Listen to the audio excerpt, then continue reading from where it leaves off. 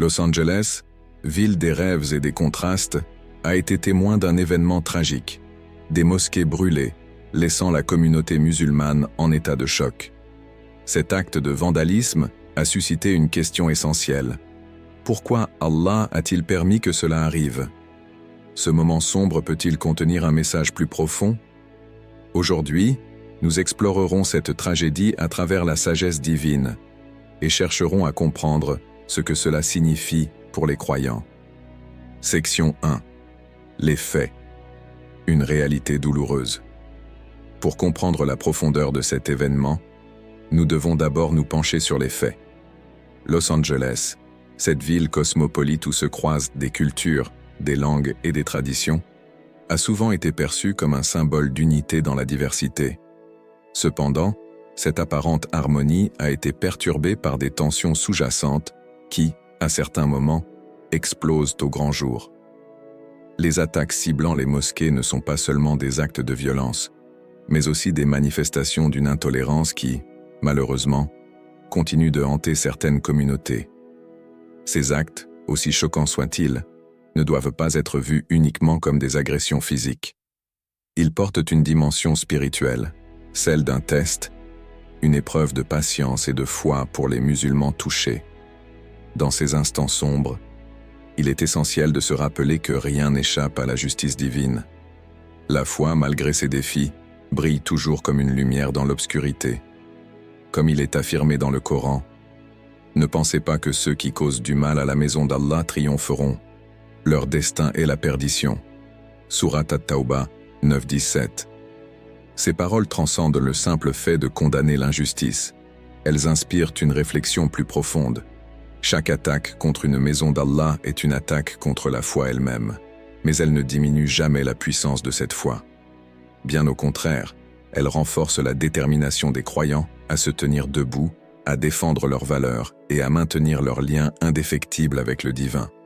Imaginez un instant ce que ressent une communauté musulmane face à de tels actes. Ces mosquées, lieux de prière, de paix et de connexion, deviennent soudain des cibles. Pourtant, ces attaques ne détruisent pas ce qu'elles symbolisent. Au contraire, elles rappellent aux fidèles l'importance de leur foi, leur résilience et leur unité. C'est une opportunité pour la communauté de se rassembler, de reconstruire et de montrer que l'islam est une force de paix et d'amour, même dans les moments de douleur.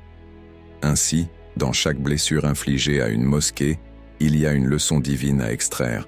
L'intolérance ne peut triompher tant que la foi demeure ferme. L'épreuve, bien que douloureuse, est une chance de grandir spirituellement, de se rapprocher d'Allah et de réaffirmer le message universel de l'islam. La paix et la miséricorde. Section 2. Pourquoi Allah permet l'épreuve? Face à la souffrance et aux défis, une question résonne souvent dans nos cœurs. Pourquoi Allah permet-il l'épreuve? À première vue, ces moments peuvent sembler insurmontables, mais en réalité, ils sont profondément ancrés dans la sagesse divine. Comme il est écrit dans le Coran, « Nous vous éprouverons certes par un peu de peur, de faim et de diminution de biens, mais annonce la bonne nouvelle aux patients. » Surat Al-Baqarah 255. Ces mots ne sont pas seulement une promesse, mais une boussole pour comprendre la nature des épreuves. Les défis que nous rencontrons, aussi douloureux soient-ils, ne sont pas des punitions infligées par un Seigneur distant. Ce sont des tests, des opportunités données par Allah pour évaluer la force de notre foi, notre patience et notre résilience. Prenons un instant pour réfléchir à ce que symbolise une mosquée. Ce n'est pas seulement un bâtiment fait de briques et de pierres. C'est un sanctuaire, un point de connexion entre le terrestre et le divin, un lieu où les cœurs s'ouvrent pour recevoir la miséricorde d'Allah. Lorsque ces lieux sacrés sont attaqués ou détruits, cela provoque une douleur qui dépasse le physique. Pourtant, cette douleur est aussi une leçon divine. L'attachement aux structures matérielles ne doit jamais surpasser notre attachement à Allah. Ces épreuves nous appellent à revenir à l'essentiel. La foi ne se limite pas aux murs qui nous entourent. Elle réside dans les cœurs. La destruction d'une mosquée, aussi dévastatrice soit-elle, peut être vue comme une invitation à rénover non seulement des édifices, mais aussi la pureté de notre foi. Cela nous rappelle que la vraie mosquée est celle que nous construisons dans notre âme, où le souvenir d'Allah demeure inébranlable. Imaginez une flamme qui purifie l'or de ses impuretés. De la même manière, les épreuves brûlent les distractions de ce monde pour nous ramener à ce qui compte réellement. Elles nous enseignent que la foi, lorsqu'elle est solidement ancrée, ne peut être brisée, peu importe les défis extérieurs. En fin de compte, ces moments difficiles nous montrent que la véritable victoire réside dans la capacité de se tourner vers Allah, non pas avec désespoir, mais avec une confiance renouvelée. C'est dans les épreuves que la foi atteint sa pleine grandeur, brisant les chaînes de la peur pour nous élever vers la lumière de la miséricorde divine. Section 3. Le rappel à l'humilité. Lorsque nous observons les destructions qui frappent nos lieux de culte, il est difficile de ne pas ressentir un profond chagrin. Pourtant, ces événements sont aussi des rappels puissants et nécessaires de l'humilité qui doit guider notre relation avec Allah. Dans nos vies, nous avons tendance à nous attacher aux choses extérieures, les biens matériels, les structures et même notre statut social. Mais souvent, nous oublions l'essence véritable de notre adoration, celle qui émane du cœur et de l'intention pure.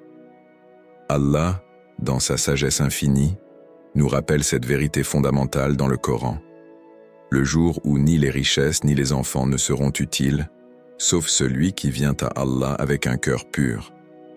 Sourate Ash-Shu'ara 26, 88 à 89. Ces versets nous éclairent sur une réalité inéluctable. Peu importe combien les biens matériels et les constructions extérieures peuvent le sembler importants, ils ne sont rien face à la pureté de notre foi. La destruction des mosquées, bien qu'elle soit une perte matérielle, nous pousse à nous interroger sur la véritable valeur de notre adoration. Est-ce que notre foi repose sur des murs et des toits, ou est-elle enracinée dans la sincérité de notre cœur? L'humilité est l'un des principes les plus essentiels dans l'islam. Elle nous enseigne à détacher notre cœur des choses passagères et à les replacer dans leur juste perspective. Allah, dans sa miséricorde infinie, nous guide à travers les épreuves pour nous rappeler que la valeur réelle de notre adoration ne se mesure pas par l'apparence extérieure, mais par la pureté de notre intention et notre relation avec lui. Ainsi, cette épreuve, bien que douloureuse, devient une opportunité précieuse pour nous purifier et réorienter nos priorités. La mosquée, ce lieu sacré de prière, n'est qu'un symbole de ce que nous devons nourrir en nous-mêmes, un cœur pur et une foi inébranlable. Lorsque nous détournons notre attention des choses matérielles et que nous nous concentrons sur l'essence de notre adoration, nous commençons à comprendre que l'amour d'Allah ne dépend pas de l'environnement extérieur, mais de ce qui est purifié en nous. Cette épreuve nous invite donc à une introspection profonde. Elle nous rappelle qu'un cœur pur est le seul véritable trésor qui nous accompagne dans l'au-delà, et que notre dévotion, bien qu'elle puisse s'exprimer à travers des lieux de culte, doit avant tout être nourrie dans notre âme. Section 4. Une opportunité pour l'unité. Les tragédies, bien qu'elles laissent des cicatrices profondes, ont souvent le pouvoir inattendu de rapprocher les cœurs et d'unir ceux qui sont touchés par la souffrance. Lorsque les mosquées ont été attaquées, la douleur ressentie par la communauté musulmane a été immense. Mais en même temps, un autre phénomène s'est manifesté: la solidarité. La communauté, frappée dans son âme, a su se relever ensemble, plus forte que jamais. Cette unité qui a émergé au cœur de la douleur est un témoignage puissant de la force que la foi peut offrir, même dans les moments les plus sombres. Allah nous rappelle, dans le Coran, l'importance du lien divin qui nous unit. Attachez-vous fermement au lien d'Allah et ne soyez pas divisés. Sourate Al-Imran 303. Ce verset nous invite à nous ancrer dans la fraternité et la solidarité qui découlent de notre foi commune en Allah. Lorsque la communauté se rassemble face à l'adversité, elle incarne cet idéal divin. La destruction d'un lieu sacré n'entraîne pas la division. Au contraire, elle sert de catalyseur pour une plus grande cohésion, renforçant les liens entre les croyants. Cette solidarité ne se limite pas à des actions extérieures. Elle est le reflet d'une foi partagée, d'un soutien spirituel mutuel et d'une conviction que, Peu importe l'épreuve, Allah est toujours à nos côtés.